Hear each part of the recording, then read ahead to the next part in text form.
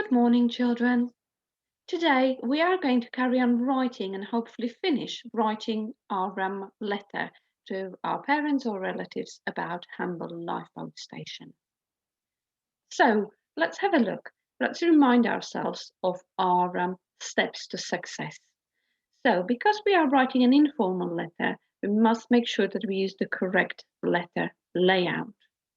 We are also going to make sure, of course, that we punctuate all the sentences correctly, including those capital letters that are proper nouns. So they are names of people, places, or things like months of the year. We are also going to show how that we can use an apostrophe for contraction correctly. Especially as this is an informal writing, we can use those contractions in our writing quite a lot. We're going to focus on the use of conjunctions to join ideas in sentences.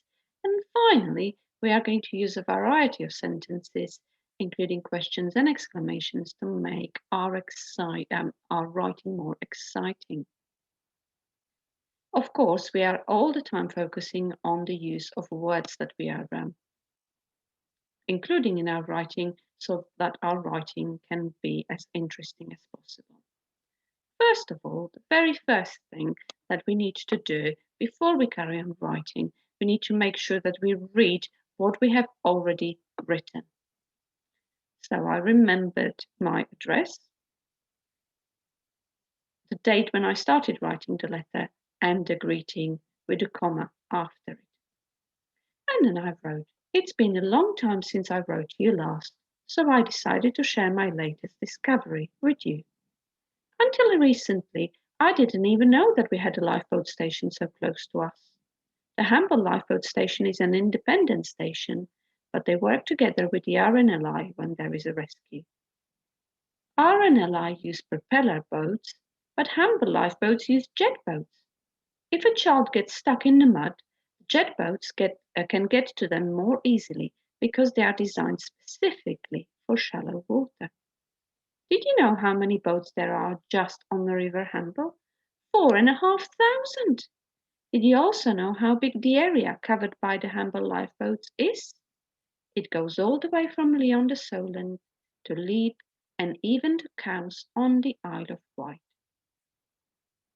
So children, now I'm going to be thinking about my next paragraph to write, my next idea.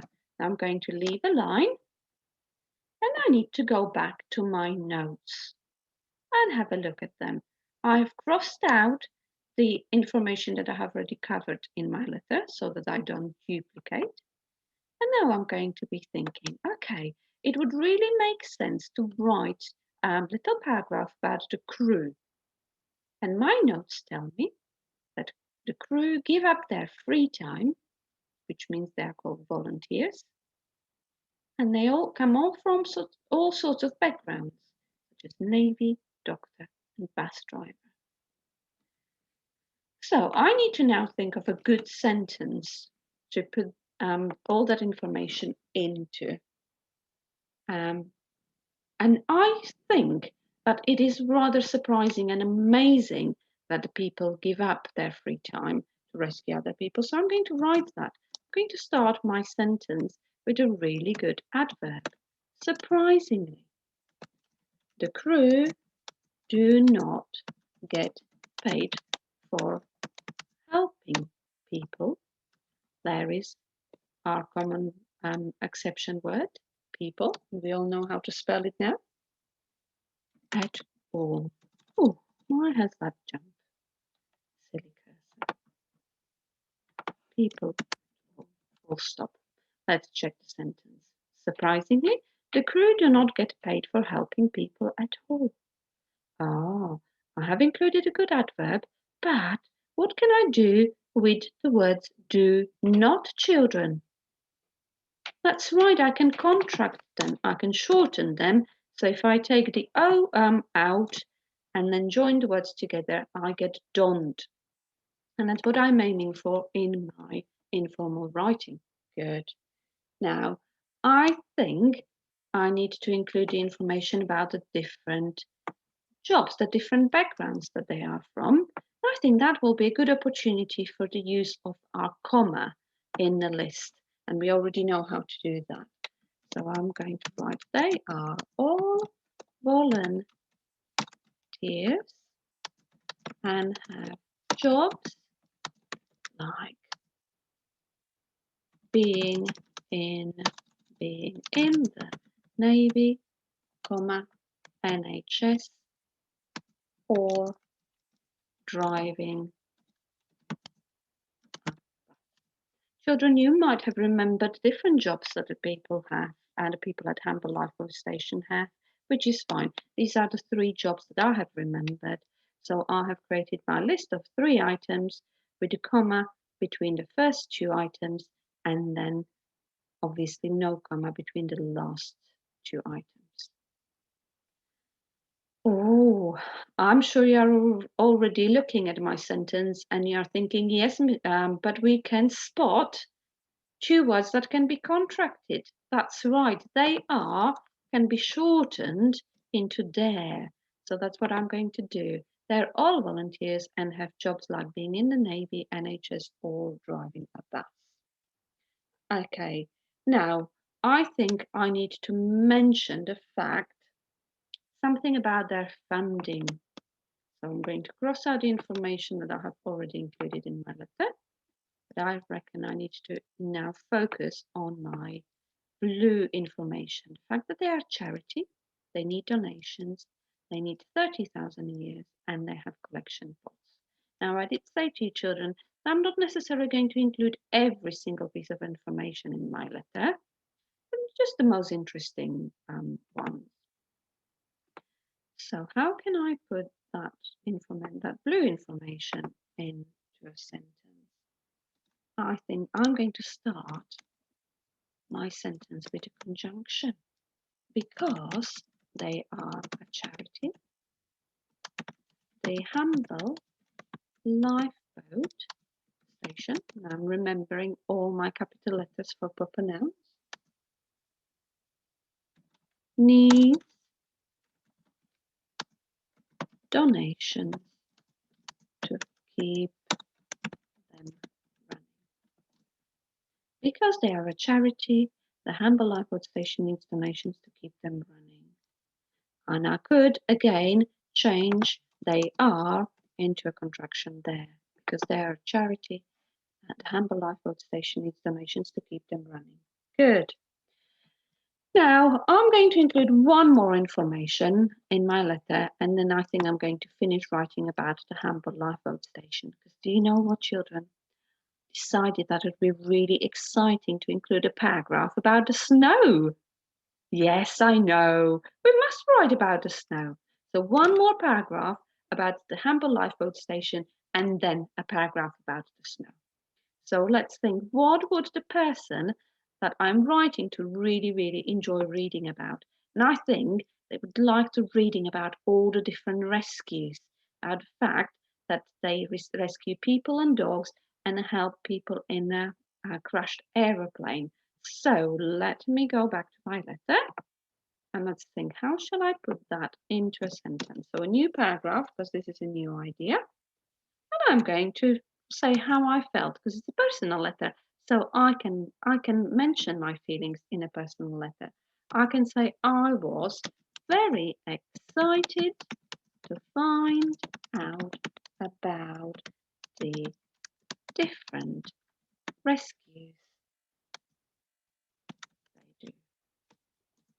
Full stop. New sentence. Now, I'd really like to have another question. Now, I have a number of questions here in my previous paragraph, which started with did you know?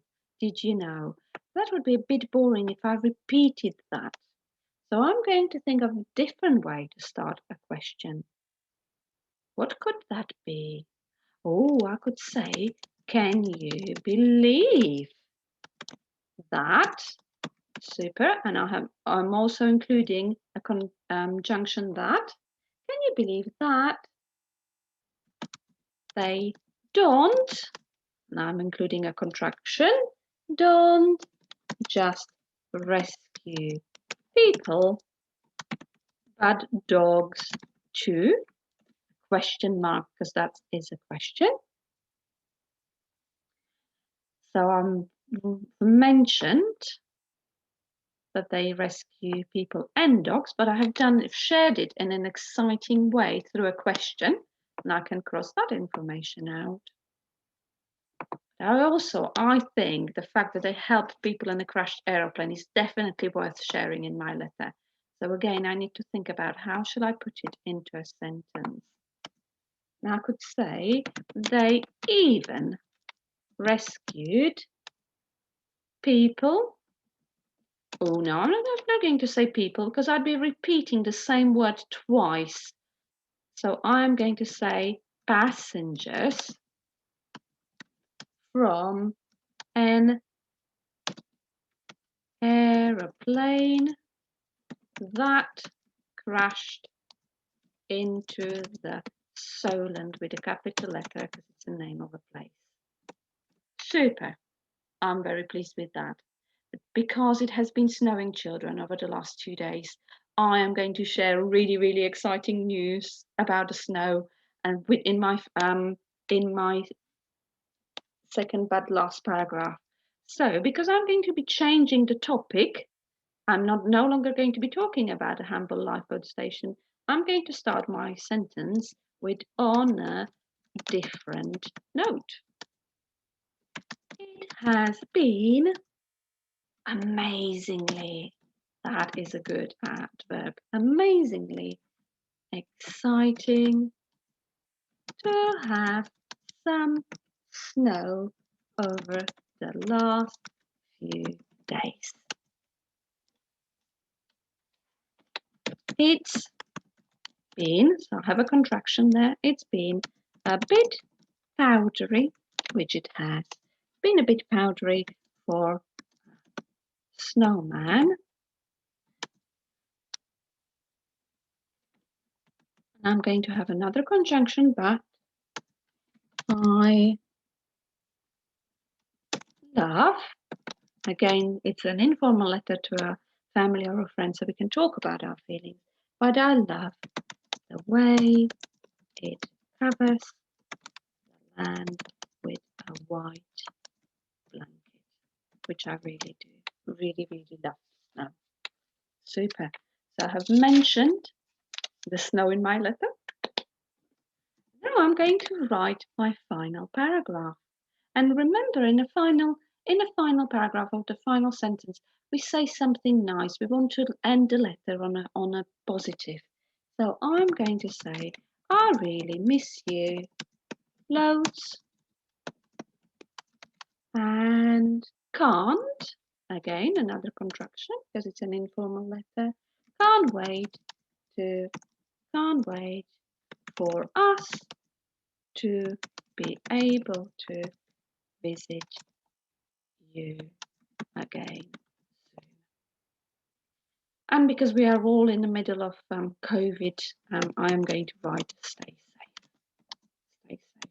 In fact, I'm going to put an exclamation there because it's an important message. Now, I'm not write your sincerely or kind regards because I'm writing to my dad. So I can actually send him loads of love. Loads of love. Because I'm posting this on this video on YouTube, I'm not going to be writing my real name to protect my privacy. So I'm going to write your loving daughter. Kiss, kiss, because it's an informal and it's a private letter. Lovely children. So today's task is to write today's date in the margin before you start carrying on